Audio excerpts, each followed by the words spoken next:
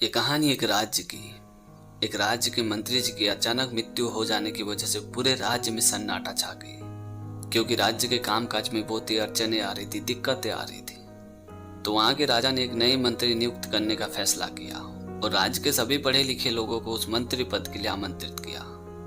अगली सुबह जब सभी लोग राजा के दरबार में आए तो राजा ने सभी लोगों से कहा कि इस मंत्री पद के लिए आप लोगों को एक बुद्धि की परीक्षा देनी पड़ेगी। जो व्यक्ति इस बुद्धि की परीक्षा को पास कर लेगा उसे ही मंत्री बनाया जाएगा।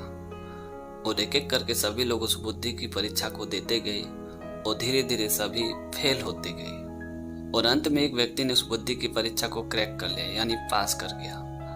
तो राजा ने उस आदमी को मंत्री बना दिया। उस आदमी को मंत्री बनाने के बाद राजा मन ही मन सोच रहे थे कि यह आदमी बुद्धिमान तो है, पर क्या ये ईमानदार है भी या नहीं। फिर उस नए मंत्री जी को राज्य के कामकाज धीरे धीरे सिखाया गया और इस घटना को करीबन 1 महीना बीत चुका था। एक दिन नए मंत्री जी अपने कामकाज निपटा के अपने घर पे वापस जा रहे थे। तभी उन्हें रास्ते में एक बूढ़ा सा व्यक्ति मिला। वो बूढ़ा व्यक्ति अपने सर पे 3 बड़े बड़े पोटले लेके जा रहा था। उस बूढ़े व्यक्ति को देख के मंत्री जी को बहुत ही दया आ गई, तरस आ गई। तो मंत्री जी ने उस बूढ़े व्यक्ति से कहा कि बाबा इतनी कष्ट क्यों कर रहे हो, थोड़ा कम वजन लेके चला करो। तभी उस बूढ़े व्यक्ति ने कहा कि क्या करूं, मजबूरी है। अगर तुम्हें इतनी ही दया आ रही है तो मेरा एक पोटली तुम लेके चलो। उसके बाद मंत्री जी ने उस बूढ़े व्यक्ति से एक पोटली ले लिया। वो पोटली काफी भारी थी। तो मंत्री जी ने पूछा कि बाबा इसमें क्या है। तो उस बूढ़े व्यक्ति ने कहा कि इसमें पीतल के सिक्के हैं। फिर मंत्री जी ने वो पोटली अपने सर पे रखा और धीरे धीरे चलने लगा। कुछ दूर चलने के बाद उस बूढ़े व्यक्ति ने मंत्री जी से कहा कि मैं बहुत ही थक गया हूँ, एक काम करो तुम मेरी दूसरी पोटली ले चलो, थोड़ी राहत मिलेगी। उस बुजुर्ग की हालत देख के मंत्री जी ने इनकार नहीं कर सका और मंत्री जी ने दूसरा पोटली भी ले लिया। वो दूसरा पोटली भी काफी भारी था। तो मंत्री जी ने वापस पूछा कि बाबा इसमें क्या है। तो उस बूढ़े ने कहा कि इसमें चांदी के सिक्के हैं। फिर मंत्री जी दोनों पोटली अपने सर पे लिया और धीरे धीरे चलने लगा। जिस रास्ते से उन लोग जा रहे थे उसके आगे एक पहाड़ी रास्ता पड़ने वाला था। उस पहाड़ी रास्ते को देख के बाबा मन ही मन बड़बड़ाने लगा कि एक तो मैं ऐसे ही थका हुआ हूँ, ऊपर से ये पहाड़ी रास्ता कैसे चढ़ पाऊंगा। फिर उसने मंत्री जी से कहा कि एक काम करो, मेरा ये तीसरा पोटली भी तुम ही ले चलो, मैं खुद तो चल नहीं पाता हूँ, इस पोटली को लेके कहाँ से चल पाऊंगा। तभी मंत्री जी ने मन मोटा करते हुए वो तीसरी पोटली भी अपने सर पे ले लिया। फिर मंत्री जी ने पूछा कि बाबा ये तो बहुत ही भारी है, इसमें क्या है। तो उस बूढ़े व्यक्ति ने कहा कि इसमें सोने के सिक्के हैं। तो मंत्री जी ने उन तीनों पोटली को अपने सर पे लिया और धीरे धीरे आगे आगे चलने लगा। कुछ दूर चलने के बाद मंत्री जी मन ही मन सोचने लगा कि अगर इतना सोना चांदी मुझे मिल जाए तो मैं तो बहुत ही धनवान बन जाऊंगा, मुझे जीवन भर कमाने की जरूरत ही नहीं पड़ेगी।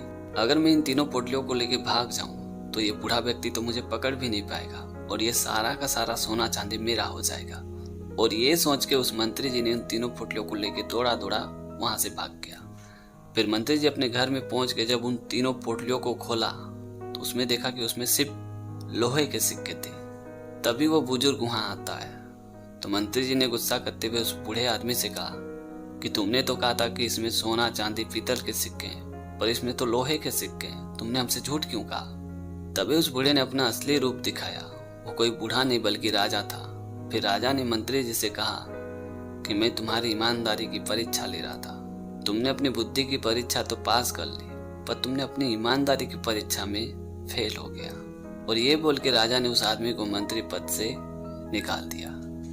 तो दोस्तों छोटी सी कहानी में ये सिखाती कि लालच बहुत ही बुरी आदत है। लालच में आकर हम खुद ही अपना नुकसान कर बैठते हैं, इसलिए हमेशा ईमानदार रहे।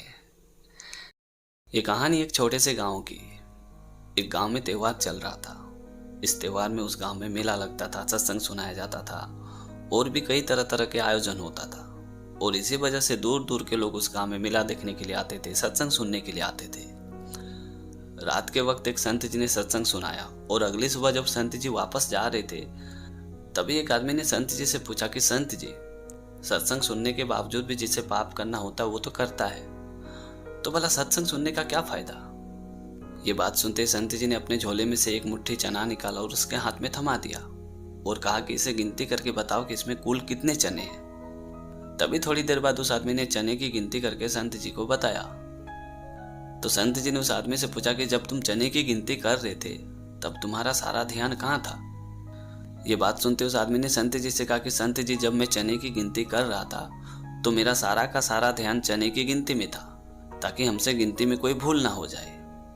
ये बात सुनते संत जी ने मुस्कुराते हुए कहा कि ठीक इसी प्रकार जब आदमी सत्संग सुनता है, भजन कीर्तन करता है, तो उसका सारा का सारा ध्यान भजन कीर्तन सत्संग में होता है, ना कि पाप करने में। यानी जो व्यक्ति जितना ज्यादा सत्संग सुनेगा, भजन कीर्तन करेगा, वो उतना ही कम पाप करेगा।